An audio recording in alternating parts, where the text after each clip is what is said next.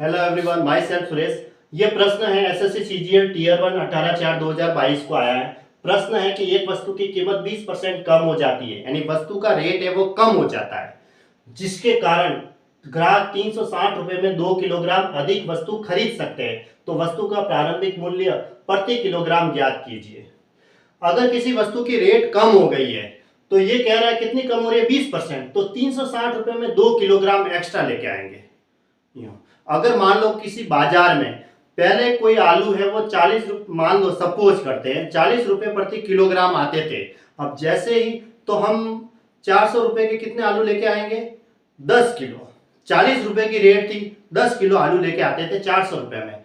जैसे ही वो रेट हमने बढ़ गई, जैसे 50 रुपए हो गई, या फिर इसको कम करते हैं रेट को तो 20 रुपए हो गई, तो अब 400 रुपए में कितने आलू लेके आएंगे, ज्यादा ही लेके आएंगे।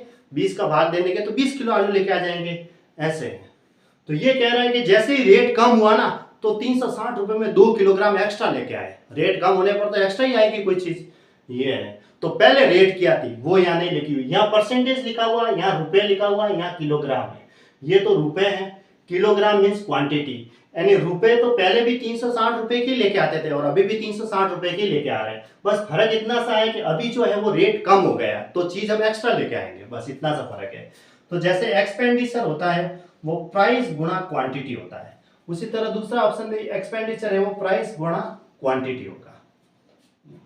एक्सपेंडिचर तो दोनों का बराबर है, 360 रुपए और 360 रुपए, तो P1 Q1 बराबर P2 Q2 हुआ। तो P1 अपॉन P2 बराबर क्या हुआ, Q2 अपॉन Q1 हुआ। यानी कि प्राइस 1 बटा प्राइस 2, पहले प्राइस और अब प्राइस, इन दोनों का जो अनुपात होगा वो क्वांटिटी, अब वाले क्वांटिटी और पहले वाले क्वांटिटी के अनुपात के बराबर होगा। ऐसे P1 अपॉन P2 बराबर Q2 अपॉन Q1, ये इसके नीचे आ गया, ये इसके नीचे चला गया। तो अब देखो 20% की फ्रैक्शन वैल्यू क्या होती है, 20 बटा 100 करेंगे तो ये इससे कट जाएगा तो 1 बटा 5 हुई। अब कमी हुई है 20% कमी, तो इसको करेंगे हम, पहले हो गई तो इसको 20% कमी हो रही है, तो पहले मान लो कि यहां लिख देते हैं पहले, और अब कितना हुआ। पहले सपोज लिया कि 5 था, नीचे वाली चीज को पहले मान लेते हैं, तो अब कितनी हुई, 4 हुई।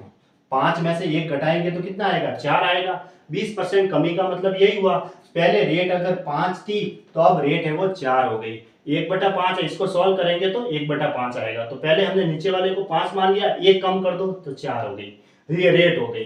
क्वांटिटी इसके विपरीत होगी, यहाँ हमने सॉल्व कर रखा है, क्वांटिटी हमेशा इसके विपरीत ही होगी, 4:5, ये इसकी क्वांटिटी हो गई।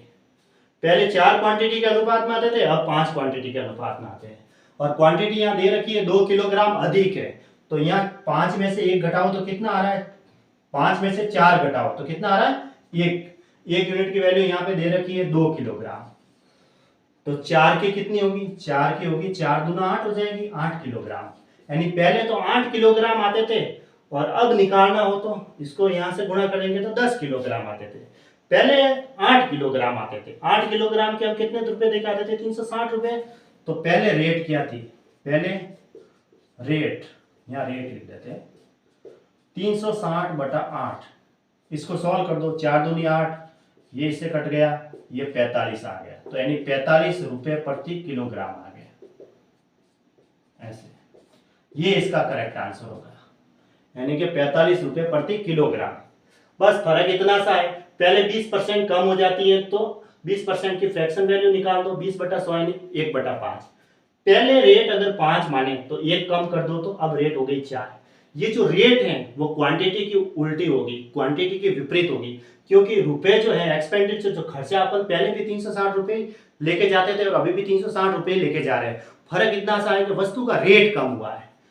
तो इसको उल्टा कर दो, 4 इधर और 5 इधर, ये क्वांटिटी हो गई। अब 2 किलोग्राम एक्स्ट्रा आ रही, क्वांटिटी है वो, मात्रा है वो 2 किलोग्राम एक्स्ट्रा आ रही है, तो अनुपात में कितनी एक्स्ट्रा हो रही है, 5 में से 4 घटाओ 1, 1 की वैल्यू 2 के बराबर है, तो 4 की वैल्यू कितनी होगी, पहले क्वांटिटी कितनी आएगी, 4 की वैल्यू 4 दूनी 8, पहले 8 किलो आते थे। कितने रुपए लेके जा रहे हैं हम लोग, 360 रुपए। तो 360 रुपए में, तो 360 रुपए में कितनी वस्तु आ जाएगी, देख लो, 360 में 8 का भाग दे दो, 45 रुपए प्रति किलोग्राम। ये है 8 किलोग्राम देखो पहले 8 किलोग्राम आते थे और 360 रुपये में कितना आएंगे, 360/8, तो 45 रुपये प्रति किलोग्राम हो जाएगा। 45 को 8 से गुणा करेंगे तो भी 360 आएगा, इसलिए इसका ऑप्शन बी राइट है।